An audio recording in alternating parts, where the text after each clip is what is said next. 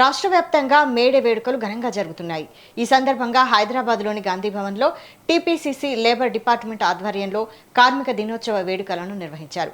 ఈ కార్యక్రమంలో ముఖ్య అతిథిగా పాల్గొన్న టీపీసీసీ అధ్యక్షులు మహేష్ కుమార్ గౌడ్ ఐఎన్టీయూజీ జెండాను ఆవిష్కరించారు.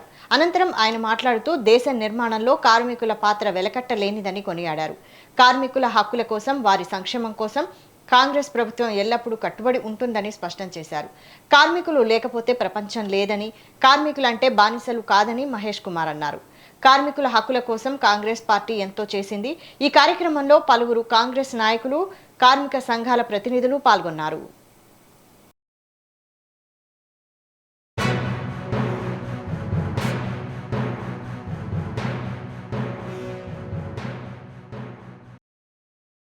కార్మికుల పునాది వ్యవసాయ పారిశ్రామిక కలియుగ దేశం భారతదేశం.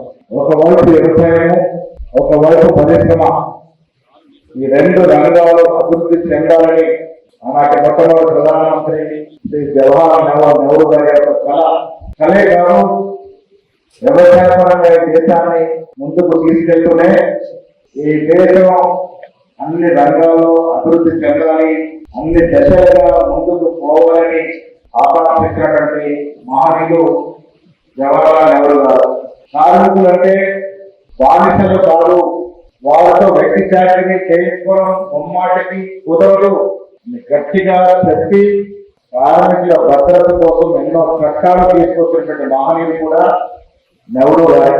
మీకు తెలుసు, కార్మికుల యొక్క హక్కు రక్షణ కొరకు వారి హయాంలో ఈపీఐ కానీ, ఈఎస్ఐ కానీ కార్మిక చట్టాలు తీసుకొచ్చి బడాబాబు ఇష్టారాజ్యంగా ఇంత పనిచేయడం కూడా కుదరదు.